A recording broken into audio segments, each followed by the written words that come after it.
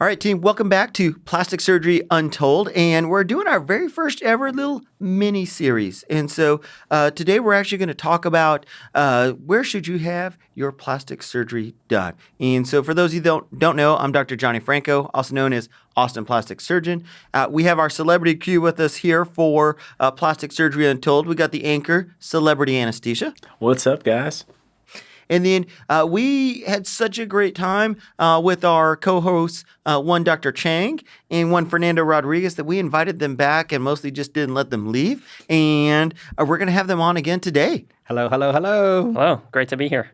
And I thought that this would be a perfect chance, since we've kept Dr. Chang hostage here, to talk about where people have their plastic surgery. And because there's a lot of different options and there's plus and minuses to everything, and just a question we get all the time in the office. Before we jump into that, I was going to go around the horn here and catch up to see what's going on with everybody.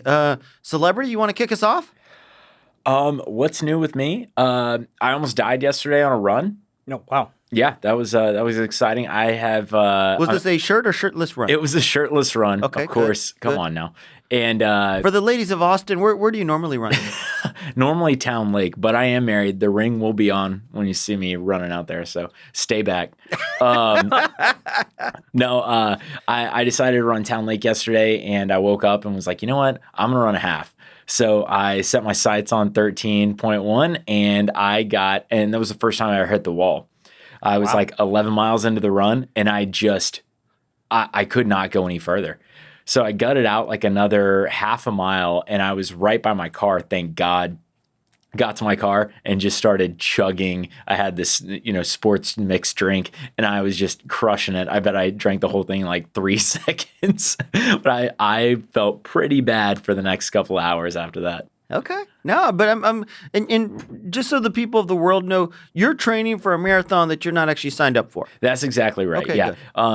As soon as Corona started and, COVID hit and quarantine happened, I needed something to do besides going to the gym. So I started running, and I was training for a half marathon, and every half marathon that I've tried to sign up for has ended up getting canceled or pushed. So now I'm just training to train. Okay.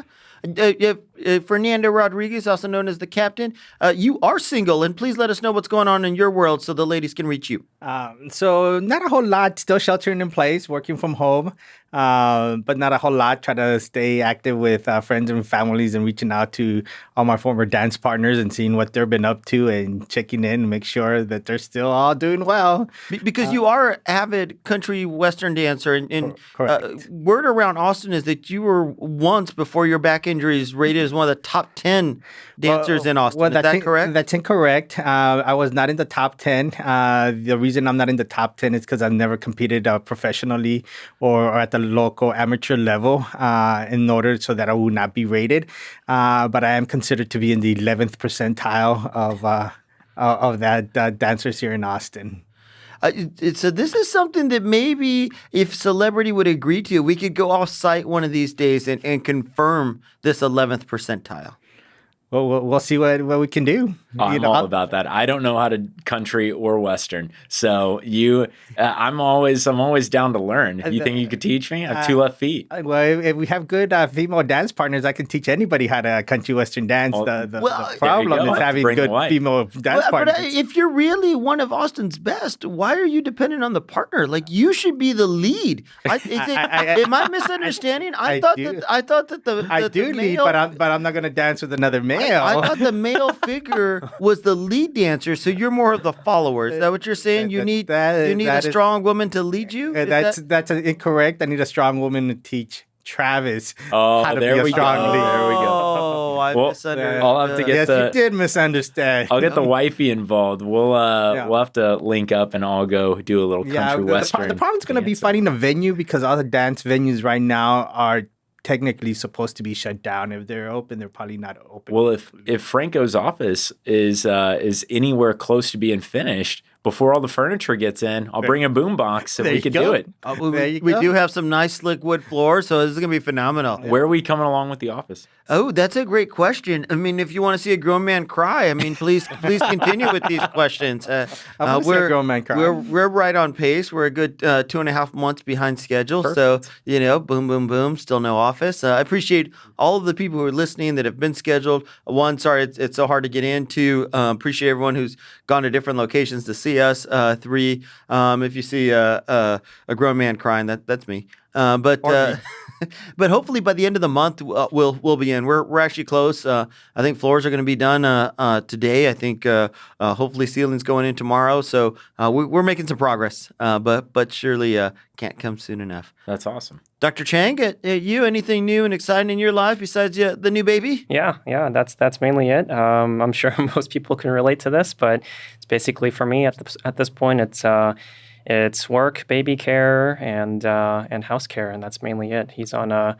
Baby's basically on a Q2 hour schedule, right? He eats, pees, poops, and sleeps, and that's diaper change in between. And it's like a dream life. Somebody feeds you, changes your diapers, you just hang out. It's phenomenal. Yeah. We should all be babies again. Well, let's jump into it a little bit. One of the questions I always get is where's my surgery going to be performed? Is it in your office? Is it a hospital? And it's actually, for me, my practice personally, it's sort of the in-between. We don't do any of the surgeries in our office. We'll circle back to this. We do some local procedures, some small procedures in the office, but most of the general anesthesia cases, the tummy tucks, the butt augmentations, the breast augs are done at one of two surgery centers. And one where those of you that listen, I perform with celebrity anesthesia. But there's plus and minuses, and I think people sometimes can get confused because there are so many options in terms of where people can have surgery. Do you want to tell us, Travis, a little bit about your surgery center, which is a Quad A certified surgery center, and kind of what that means, and then we'll maybe circle around to Kevin and talk a little bit about hospital surgeries and what really goes on there, and then we can kind of talk about why we do stuff in certain places and not? Sure. The surgery center that I work at is a Quad A surgery center or certified surgery center. You can either be JCO certified or Quad A certified. If you're neither of those, probably would not have surgery there. Just make sure that, as a patient, you understand who the credentialing body is that certified that surgery center, is that ensures that those surgery centers are upheld to a certain standard of care and for patient safety moving forward with cases. And just so people know, to be Quad A certified or JCO certified, basically what happens is, and correct me if I'm wrong because you're more intimately involved with that process than I am, is that there's actually an organization that comes in and they physically come into the surgery center. They walk through everything. They have a checklist, so making sure that you guys have certain things, that the people who are providing care there have certain things. I know I have to turn in my hospital records, my stuff, yearly to you guys to be re-credentialed. So they check the physicians that are coming, what they're doing, the anesthesia providers, et cetera. That's exactly right. There is a probably 100 and 200 page binder that has all the requirements to maintain that certification throughout the year, whether it's the temperature of the operating rooms, the humidity level of the operating rooms, the medications and the equipment that's in the crash cart, and emergency supplies, emergency power. All of these things have to be accounted for, and this outside governing body comes in and inspects once a year or twice a year to let you know if they're recertifying you and if you have held that same level of standards and you've met those standards to maintain that certification. And you guys even have to turn in like chart reviews and stuff that you have to do periodically throughout the year to make sure there's no trends going in the wrong direction. Infections, hospitalizations, anything like that would be a red flag. And so they and I'm not sure exactly on the process, and you can correct me, but they do randomly check so many charts every month, and that you guys have to submit to them, and they verify all of these things just to make sure that everything is still in the right direction, even in between visits. That is exactly right. And these governing bodies or these associations are to protect the public. So the people that are having the surgery there, the patients that are having the surgery, these entities are designed, whether it's JCO or Quad ASF, they're designed to make sure that these standards are being upheld and met, so that when they come in, or the general population comes in to have a procedure done, they know that the temperature has been the right range throughout the entire year, that we have all the right meds and drugs in the right places, and that we're accounting for everything appropriately. And this is, I think people get confused because typically a Quad A or outpatient surgery centers, and outpatient surgery centers in general, whether they're JCO or Quad A, tend to be a system where they're doing less acuity, or to Dr. Chang's, if you listen to some of our previous episodes, talked about how we risk stratify. So typically people done at the outpatient surgery centers are all considered low risk patients. And the idea is that we're keeping sick patients or people who need extra care at the hospital, and patients who, can be done in a more efficient manner. And from, a plastic surgery, I think it makes it more cost reasonable for patients. I think for the healthcare system, it makes it more reasonable for us to be able to provide healthcare to a greater number of people, because the hospital, and Dr. Chang can maybe jump in and talk about this, stuff done in the hospital, is usually set up for more either things that need more higher level of care or more individuals involved, and that comes with additional costs and needs. Yeah. You raise an interesting point, and I think it's worth highlighting that a little bit. So absolutely, there is definitely growing recognition out there that as a country, really, we are spending quite a significant amount of resources in healthcare in general. So definitely there has been for many years now a very big push to be judicious, if you will, with our healthcare resource utilization. So to your point, I would definitely agree that surgeries and procedures performed in the hospital are definitely more geared to and more amenable towards those that are higher acuity, right? So meaning that if there is just higher chances of complications, higher chances of things that may, adverse events and those kinds of things. If, for example, that we think or speculate that there might be a need for higher specialty level of care, for example, those are all reasons that might kind of guide you towards a hospital setting. But really, anything I would say short of that, we probably should be thinking carefully through. Is it appropriate to do this in a quote lower level of care? And I don't say that to mean that you're not getting as good of care in a different setting. That's not what I mean by lower level of care. But really, it's the acuity piece of that. Sure. And I think to point out, most of our patients that we're doing, especially aesthetic patients and at the surgery center, ambulatory surgery wise, when they come in and they have a procedure done after general anesthesia, once we get them into the recovery area, they're staying, 1, maybe at most 2 hours after their procedure before they are discharged from the facility. And Dr. Franco, do your patients get to choose whether they go to a surgical center or to a hospital? How does that work? How do you specifically say you should go here or you should go there? They do have a say in it, but it becomes a little bit complicated because typically if someone has enough medical issues that I think it's not safe for them to be done at an outpatient surgery center, then you really have to wonder whether this is a good plastic surgery procedure at all, because then you're getting to Dr. Chang's point about, acuity and so forth like that. So that's something we need to have a really serious discussion about. The other thing that I think people have to realize in terms of their overall care and the procedure going well is most surgeons operate at certain facilities and they're there routinely. And when they're there routinely, they have a good relationship with the anesthesia, with the surgical tech, with the nurses. That facility has all the things that they need to perform the surgery efficiently, safely, and to the best of their abilities. And so for me, probably something like 98% of my surgeries are performed at one of two surgery centers where I pretty much have the same team all the time. So they know exactly what I need. We communicate well. There's a really good system. They have all the equipment and instruments that I need. And so it becomes very specialized in terms of making sure that their care is Is perfect. And the nice thing on the flip side about doing it at some of these surgery centers is at these outpatient surgery centers, one, they're made where everybody there knows that the patients are coming in, they're going home the same day. So there's a mindset and a very efficient flow that makes it a very good experience for patients in a very safe way. I think, two, it also, we don't typically bring any patients that have chronic infections, bad infections, those type of things into the outpatient surgery center, which also helps avoid the spread of some of these hospital-resistant bugs, bacteria stuff that we worry about at a hospital setting where people are being treated from the ICU and other things. We don't have any of that in the outpatient surgery. So for those of us that are doing like breast augmentations, fat transfers, the avoidance of infections, complications is huge. And so I think that's a huge, huge benefit that those type of needs are not treated in the outpatient surgery center. So the risk of bringing some of those resistant bacteria in is extraordinarily low.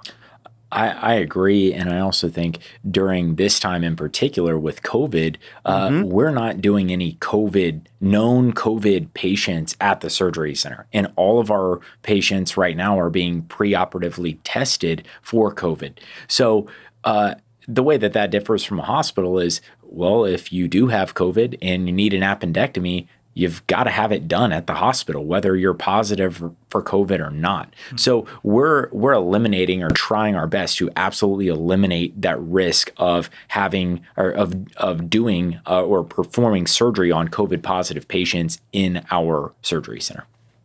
And I think something in you and Kevin and Fernando can jump in, because I know Fernando's probably had about 16 surgeries between his calf implants, pec implants, and jaw augmentation. But, where you have your surgery is dependent, but it also sometimes confusing because an outpatient surgery center can be either privately owned, it can be owned by the hospital or hospital system. And a lot of times those will be in medical arts buildings because of that purpose that you alluded to there, Travis, is that you're trying to be away from the big house, but typically close by if you needed stuff.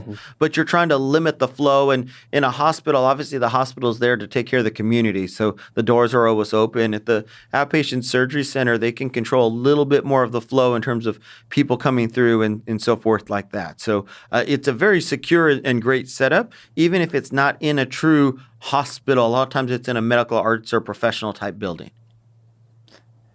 Absolutely. Yeah, I agree with that. The place that I work currently does not have affiliation with any hospital. It's privately owned, but we have an agreement, and you have to, if you're a Quad A facility, you have to have agreement with a hospital that you can transfer patients out to, and those surgeons that bring cases to the surgery center have to have admitting privileges at a hospital in case something happens, in case there is an emergency, and that level of care, like Kevin was leading to, needs to be escalated. Now we can take somebody to where they can receive higher acuity of care, and they can be brought to a hospital that has an ICU or a tele unit or a place that they can be monitored appropriately.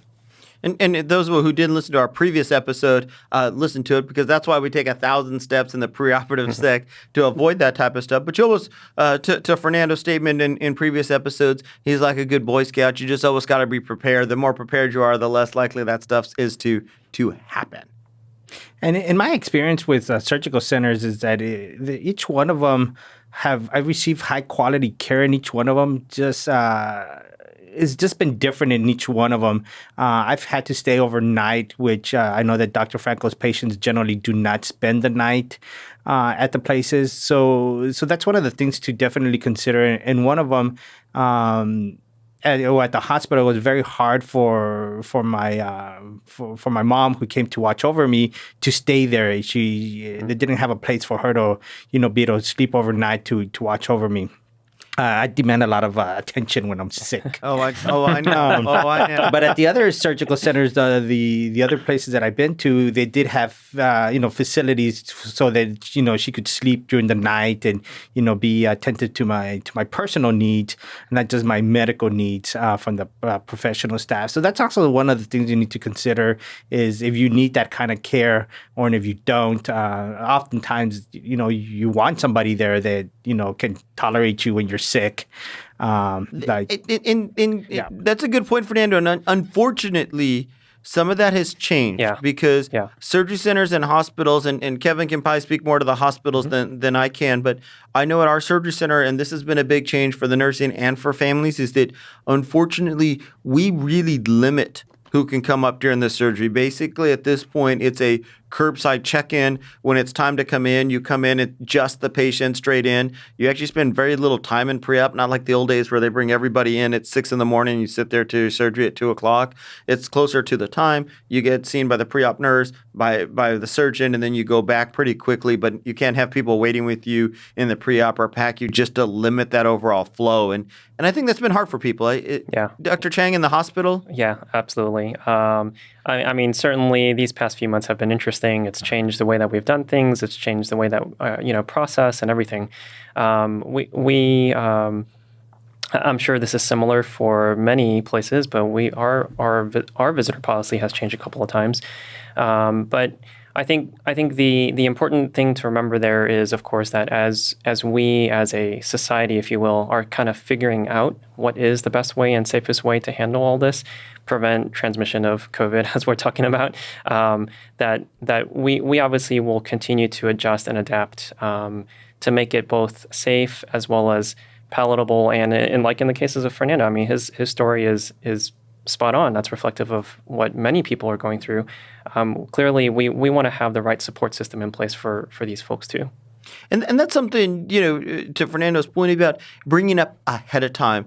You can ask your plastic surgeon ahead of time so they can tell you what the facility is able to or not to do. And then I would encourage patients to bear with us. As Dr. Chang said, unfortunately, protocols have changed. The more we learn, the more we know. We're trying to do our best to make it a good system for you, but also protect you and others, because we really want to make sure that people are safe, especially during that preoperative surgery and then postoperative time, is because that's a time where we got to really make sure that you're being taken care of. Travis, I want to circle back around because a lot of times I get questions about office-based surgery, office-based procedures, and I think it really depends on the procedure. And the term office-based surgery, I think, sometimes can be misleading because people use it in very different terms. And I know you guys do provide some services at office-based surgeries and so forth. And just because somebody's based out of their office doesn't mean that they don't have proper certifications and accreditations. A lot of people do. And so it's just questions you need to ask. Yeah, that's the other thing. I think patients need to be informed and they need to be asking those questions. Is your office-based setup certified? Is it, have you had it checked out by the Texas Medical Board? That kind of stuff. And I think those are all fair questions. And if a patient isn't asking those questions, I mean, then they're not demanding that high quality care that is going to be guaranteed, or at least the minimum standards are going to be met by having something that is followed up by some type of entity like Quad ASF or JCO or the Texas Medical Board. And I think those are good because, questions people should ask is, where am I having my surgery? What level of accreditation? Who's doing my anesthesia? I think those are all super reasonable questions. I think there's the flip side, like we will do in our office little scar revisions, procedures like that don't need that acuity, and again goes to a resource and cost perspective for people. And I think this is where discussing with your surgeon what you're having done and where it can be done. And sometimes we just talk with patients. Look, if this is strictly under local, it's a little scar revision, I think you'll do fine here. We'll do those in the office. If people need more anesthesia, sedation, those type of things, some of that is limited depending on the accreditation of the facility. And that's one thing I was going to point out. If you there are certain levels of sedation certificates that you can get or permits for certain offices. And those offices, if they're not outfitted with certain protective equipment, will not be given that designation. So, for example, if a place is allowed to have conscious sedation, there are, because of the Texas Medical Board rules, there are certain guidelines that they have to follow, meaning that they may have to have suction in the room and available. They may have to have a smoke evacuator in the room. They may have to have grounded power line in that room to reduce the chance of an electrical event or whatever. So there are certain things that are put in place for patient protection that need to be followed by those facilities. So it is important to ask those questions, because if they're not being followed, then you should be asking, okay, well then where are we going to do my procedure? I think this has been super helpful, and I don't want to belabor the point of the different types of surgery centers and so forth, but I wanted to at least get some of that information out there, as this is questions I have all the time. Fernando, any other questions for Celebrity, Dr. Chang, or myself in terms of surgery centers, hospitals, those type of things? Not at this time. Thank you, Capitan. Celebrity, any take-home points on the facilities? No, I just think know where you're having surgery, know who their accrediting body is, and know who's going to be there to do your anesthesia. I mean, obviously, I'm biased from that perspective, but if you're going to have, BBL in the back of some office and they tell you that they're doing general anesthesia and it's not an accredited location and there's not an anesthesia machine and they're not doing things that they need to be doing, that's not okay. That's you're not being done on the up and up at that point. So you do need to be mindful of that and just make sure that you protect yourself. Dr. Chang? Yep. No, I think that's all great. As a non-surgeon, right, myself, if I were going to be thinking through the safety of my patients getting some surgery done, of course, I'd be thinking about all these things as well. We would want to make sure that the facilities, the process, the people are all on point, and as Travis mentioned, kind of at least meeting minimum standards. Of course, we want to go beyond that, right, if we can. But the minimum standards are there for a reason, and that's really to help protect you. Absolutely. And I think to take home, last thing is the things Fernando brought up is make sure you discuss with your plastic surgeon, because typically that's who you're going to see several weeks before the procedure, and their office staff can help with this in terms of changes made to the surgery center, even if you've had surgery or had friends that have had surgery. Unfortunately, even if it was just 6 months ago, the protocols have probably changed. Even if you've had someone who's had surgery two months ago at the same center, the protocols may have changed since then. And I think it just helps you kind of have a good expectation. So if you have family and friends, maybe they know, like, hey, we don't need to get everybody up at 5 to come to the surgery center because they ain't going to let them in anyway. And so I think some of those things, just so you can be mentally prepared and have a good idea of what you can and can't do, and plan accordingly in terms of all those things, which just makes life a little bit easier. That's a great point. Agreed. Can we do a little fact or fiction here?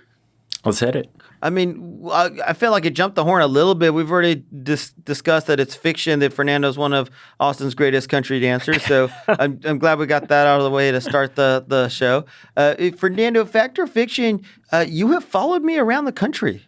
That's actually almost fact.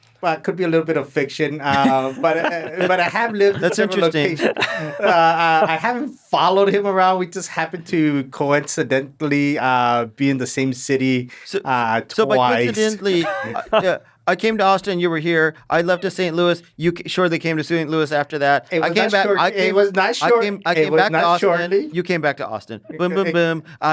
Shortly after I arrived, you come. Incorrect. Austin has always been my home base for the last close to 25 years now. I had a hiatus where I took a traveling job that was based out of St. Louis for a little while, and then I had a couple of traveling jobs throughout the country for about 3 years. So then I finally made my way back to Austin, and then you moved from Miami to Austin because I remember taking delivery of your car at my house. Oh, that makes more sense.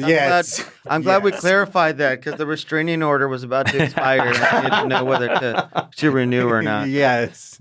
So granted, I have visited you in a lot of places that you've been, but I have not been following you around the country. Can we do a little section called Behind the Bovi, which, as you guys know, is one of my favorite. And Celebrity, if you don't mind, I'll take this one. Absolutely. One of the things about some of these different accreditations, and depending which one it is, JCO, Quad A, I know with Quad A, even a lot of former surgeons actually participate in this accreditation because they're part of the body, and it means so much to them that you actually have surgeons that come through and evaluate, which I think is actually pretty credible, because you have someone who's intimately been involved with the process that's helping evaluate these other surgery centers to make sure that they're doing their public service, deed to help make sure that the safety of individuals is kept. Absolutely.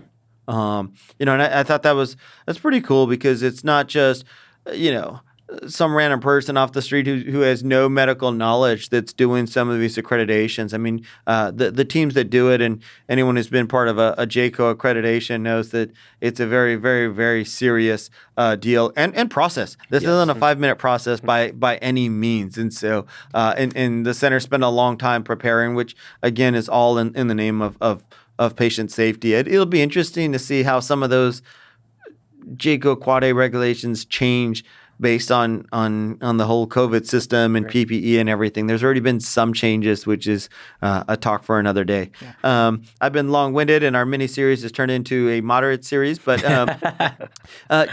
celebrity, again, because for those of you that don't know, Gilberto, Austin's most beautiful man, has been replaced by Fernando El Capitan. Someone recently actually confused you two, didn't they, Fernando, and thought you were Gilberto, Austin's most beautiful man? I think so. I don't remember exactly what the circumstances was, but it was an excellent compliment. Gilbert is a very handsome man. But does that make you in the running for Austin's most beautiful man if they think you guys look alike? It does. There we go. Maybe, maybe not. So for those of you ladies that are listening to the podcast, feel free to check us out on YouTube and get a glimpse at Austin's possible new most beautiful man. But on that note, celebrity, we got a little quote of the day, possibly. Absolutely. This one pertains to choices because we're talking about where your choices to have surgery were. This is a John C. Maxwell quote: "Life is a matter of choices, and every choice you make makes you." Wow. What did Fernando Capitan? What does that mean to you? That we have the power to change our lives based on the choices that we make. Does that include the beard that you've grown out? It does. Yeah, it does. I got Teen Wolf in here sitting next to me. Yeah. I like it. I've been told that I look like the father in Teen Wolf. my niece is like, "You look like the guy, the older guy, father in Teen Wolf." I'm like, "Thanks. I love it."